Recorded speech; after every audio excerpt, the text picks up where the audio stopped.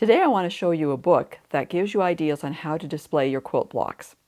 Hi, I'm Kim Jamison Hurst of Chatterbox Quilts, and today I'm taking a look at Hoop Quilts for Beginners, 15 designs using easy patchwork and embroidery by Anne Marie Cheney.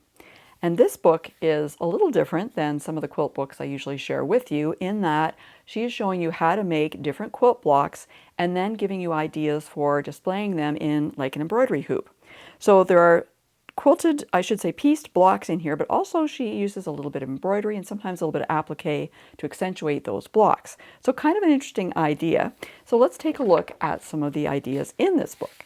So she talks about how to use this book because you're going to have to decide on the block, you're going to have to decide on the size, you're going to have to decide on the size because you need to know what size of hoop to use, and she talks about embellishments, as I mentioned, the hand embroidery and applique details.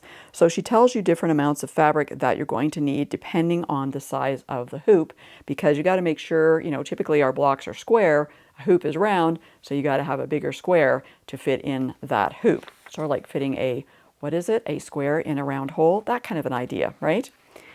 So as she goes along, she does talk about the different hoops that you can use, the different sizes, so she gives you an idea of what those are going to look like, and also the tools, or I should say the notions you're going to use for creating those blocks. So you're going to have to back them perhaps with something, depending on what she does with them. We'll see as we go along. You might have to put some interfacing behind them or a bit of batting, that type of thing.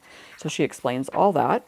So that's very helpful because, you need to know that, right, to be successful. Then she gets into the different techniques.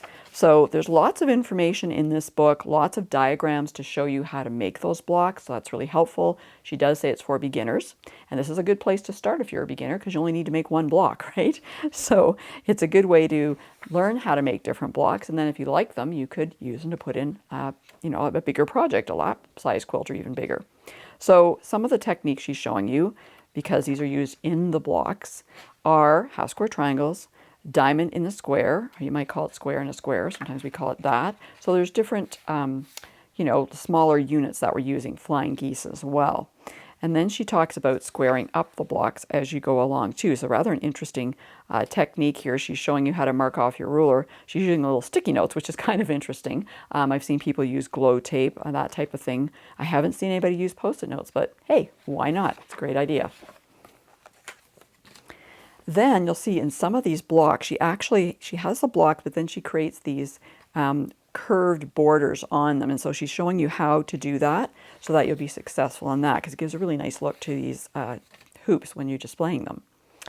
Also, she talks about the embroidery and embellishments that she's going to be using on it. So she gives you instructions on how to make those simple embroidery stitches. So nothing terribly difficult there. Good time to learn some hand embroidery if you don't know how to do that as well. So you got a twofer in this book, right?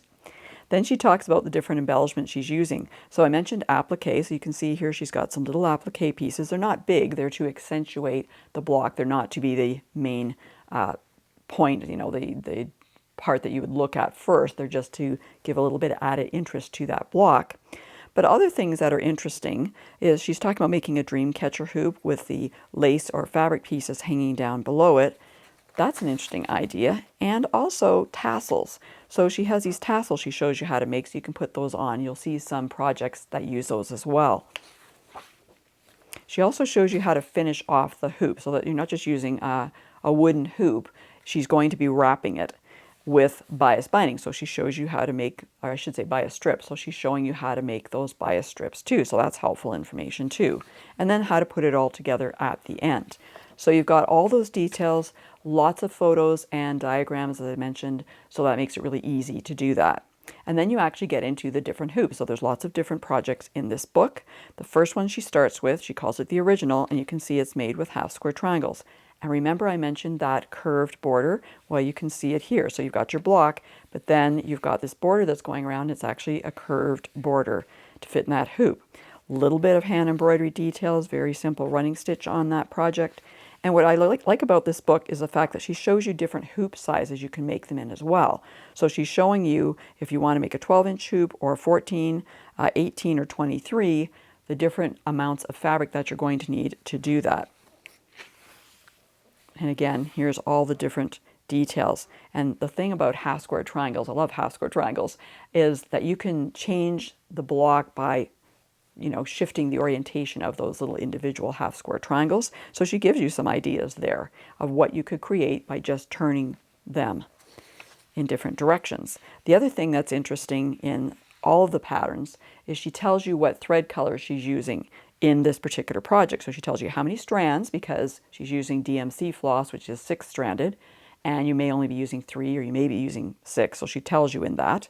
And she tells you what colors she is using here as well and where she's using them. So that's very helpful too. Here's another one called Add One. This is kind of cute, a little cross one here. Again, with that rounded border. This time the border is all the same fabric, where in the first one there was different fabrics in there. You can see that she's wrapped that hoop. Really effective with the stripes there, I thought. And then, remember I mentioned tassels, I showed you those before. Here's where she's put these little tassels in, so she's going to show you how to do that. So those are some interesting little ideas. Those tassels are kind of interesting, maybe something you can incorporate in your regular quilt projects too, right? Here's a little pumpkin she calls it, and you can see her little cat who is apparently not very helpful when trying to get photos of him in this particular book, but he's kind of cute, and of course he matches the fabric very nicely, doesn't he?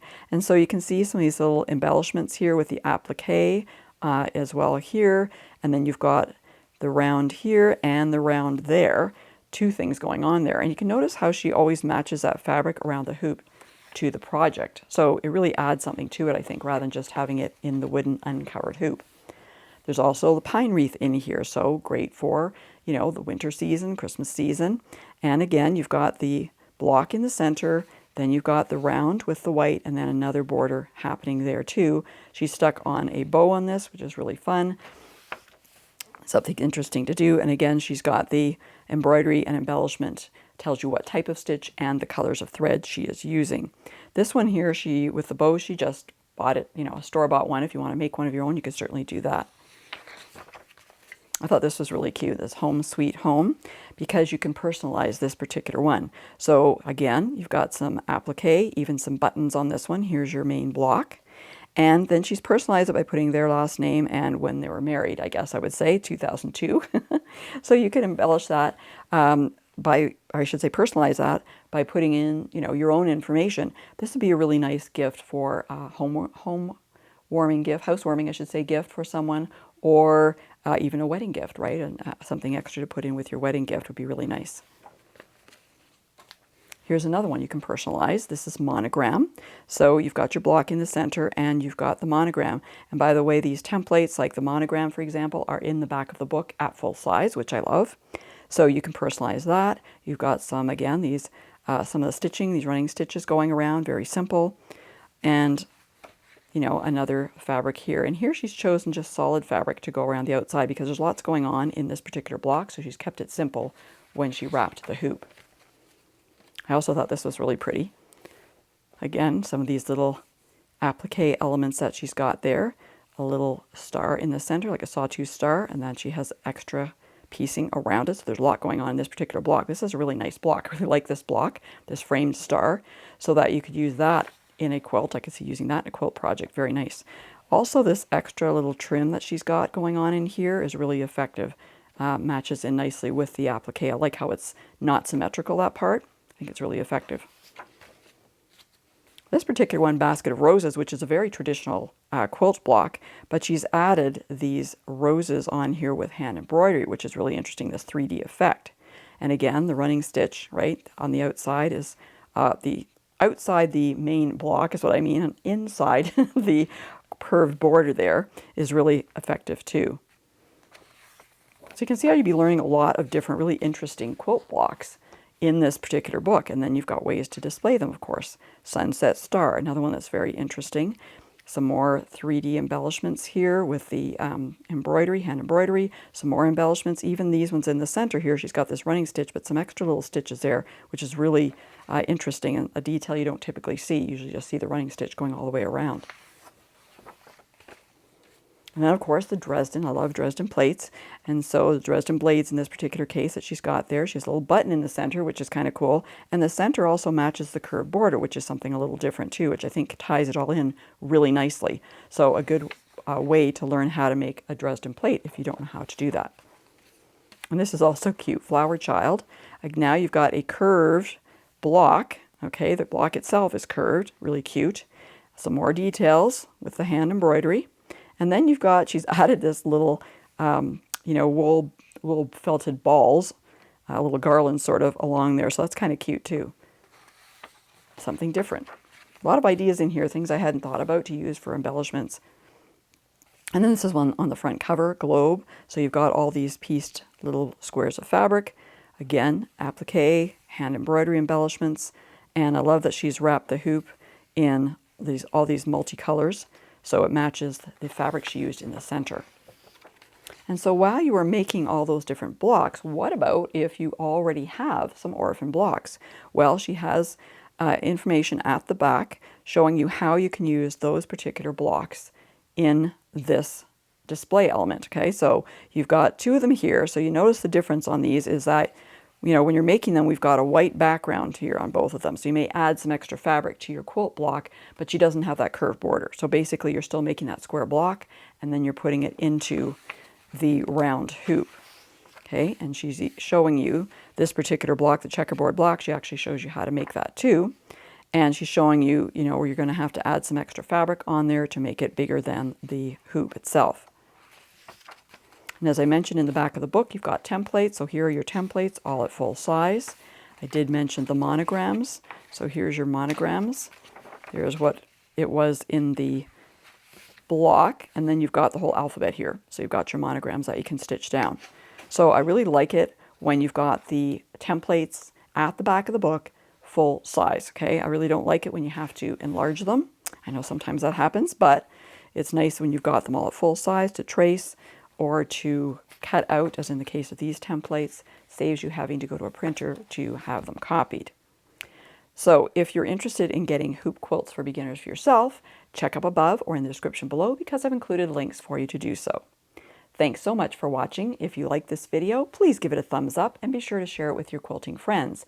And remember to subscribe and hit the bell so you'll be notified the next time I release a new video.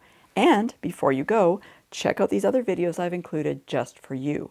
For more helpful quilting information, be sure to go to my website at www.chatterboxquilts.com.